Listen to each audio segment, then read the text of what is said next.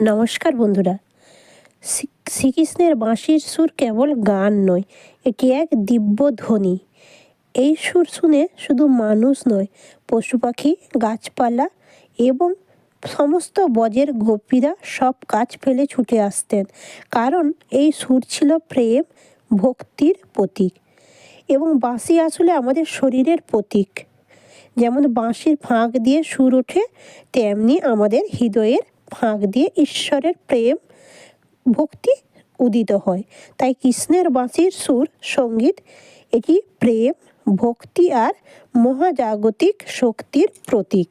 শ্রীকৃষ্ণ ভগবানের হাতে যে বাঁশি ছিল, সেটা কোনো সামান্য বাঁশি নয়, সেটা স্বয়ং মা সরস্বতী।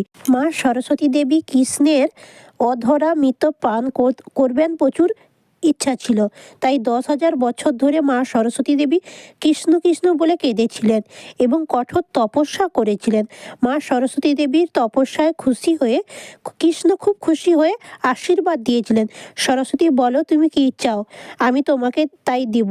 সরস্বতী দেবী হাত জোড় করে বলেছিলেন, হে কৃষ্ণচন্দ্র, তোমার অধর সুর কত সুধা রয়েছে সেটা আমার জানা নেই, কিন্তু আমি বিদ্যার ভাণ্ডার, বুদ্ধির ভাণ্ডার।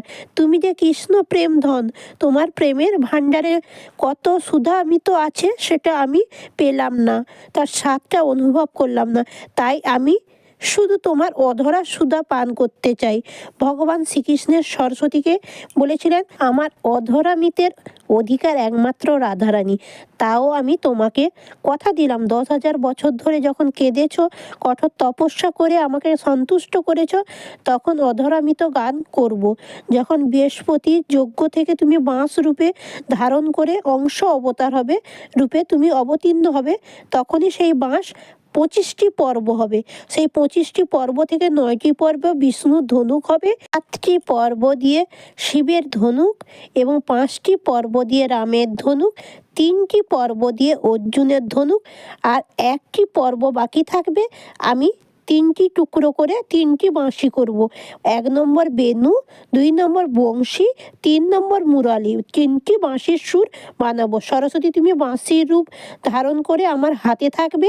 আমি তোমার হাতে ধরে আমার ঠোঁটে ঠেকিয়ে তোমার অধরামিত পান করাবো।